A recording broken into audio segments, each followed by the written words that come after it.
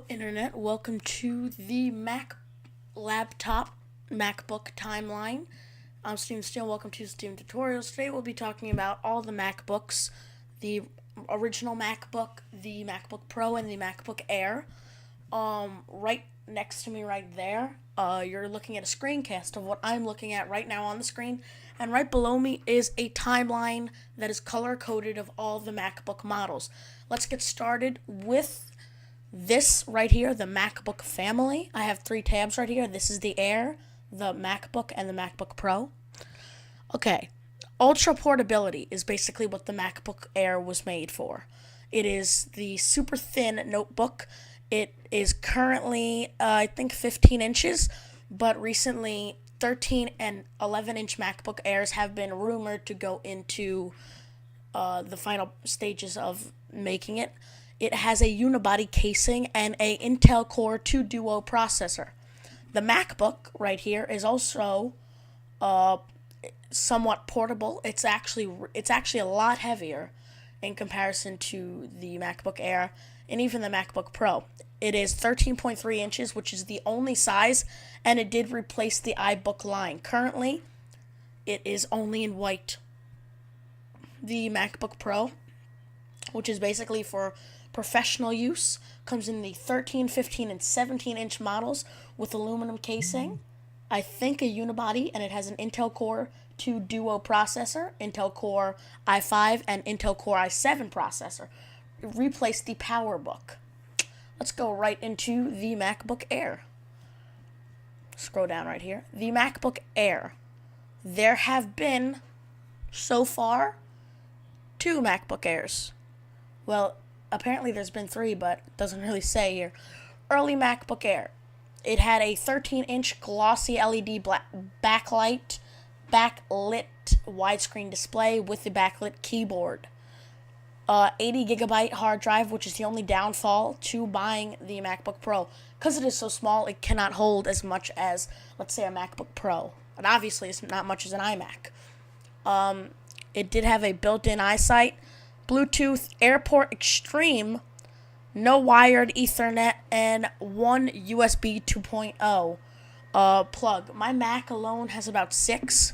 iMac alone has about 6 USB ports. Moving on to the late 2008 version. Basically everything stayed the same except the megahertz went up about almost about 300. And the processor stayed the same, and the memory, the gigabytes, 2 gigabytes of memory stayed the same, but the megahertz went up about 500. And the late MacBook 2008 went up 40 with the hard drive space and capacity. Moving on to the MacBook that was originally released in 2006, had, wow, that's a lot of models. 1, 2, 3, 4, 5, 6, 7, 8. There have been 8 models of the MacBook, which currently retails for $1,000 flat, I think, as of now. It's only $1,000. Memory. In early 2006, the memory was very bad on the MacBook. It only had 512 MB and only 60 or 80 gigabytes of power. The MacBook Pro, MacBook Air alone had more in its first phases. Since basically right here all the models remain the same, I'm going to take a jump to early 2009, the white MacBook. All of the other colors previously, I believe, came in black or silver, but I'm not sure. In early 2009, the hard drive space doubled from the first MacBook from 60 to 120 gigabytes, and in mid-2009, on May 27th, the MacBook 5.2 was released with 2.13 gigahertz and an Intel Core 2 Duo processor with 160 gigabytes, so 40 up from the previous model of that. And the MacBook is built with a unibody, which means it's one big part with all smaller parts molded into it. Also, it has been rumored that another MacBook has gone into its developmental stages. Moving on to the final one, the MacBook Pro. The line of MacBook Pros, this is more of a professional. This is a professional. It's not really like a lot of college students use MacBooks and MacBook Airs because of their portability. But MacBook Pros are basically for professional use. They have a bigger processor and usually they hold more memory. Hard drive, 80 gigabytes in early 2006, which compared to the MacBook was a lot better. The highest actually was 120, so that was extremely good. Let me take a jump to late 2008 because you could see that basically they all remain basically the same. If you want to read more into any of this because you think I'm not covering it or I'm moving the screen too fast that you can't see it, you can go on wikipedia.com and type in MacBook Pro as you see it right up there. So let me jump into the late 2008 model. 320 gigabyte hard drive with a 4 gigabyte of 667 megahertz memory, a processor of 2.5 gigahertz Intel Core 2 Duo processor, and it did come in a 17-inch screen with an LED backlit keyboard, which most of the current Mac laptops in the past year or two have been coming out with. This was released on October 14th, 2008, and it had a super drive of 4 times DVD plus RDL writes, which is it's okay, it's not bad, especially for 2008, late 2008, so kind of 2009, but it's still not that bad for a laptop. I wasn't planned on talking about this, but I will anyway. The Apple iBook, which basically was replaced by the MacBook in 2006. The iBook, some of you may remember, are these. Clamshell-ish. They came in 5 different colors right here as you're looking at them right now. The iBook, they look like that when they were open.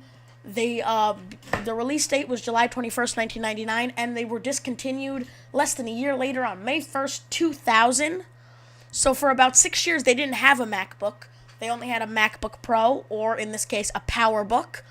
The hard drive only had 3.2 to 6 gigabytes, which was not the best, and I'm sure the processor was not the greatest either.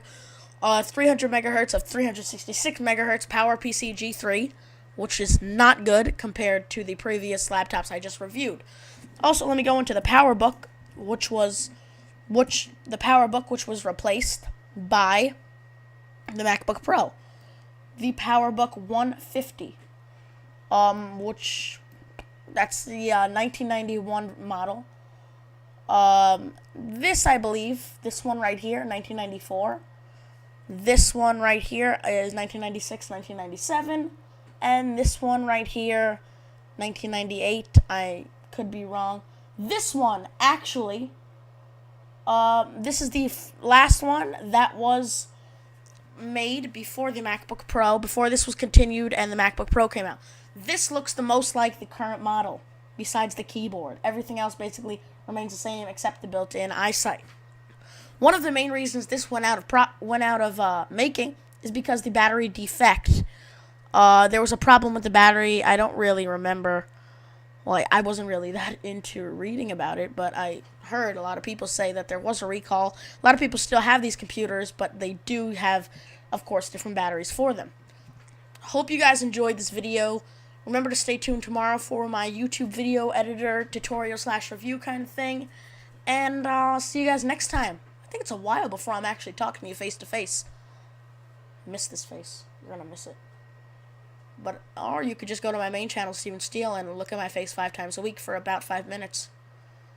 Too much, Stephen. I get it. It's an obsession. Peace off.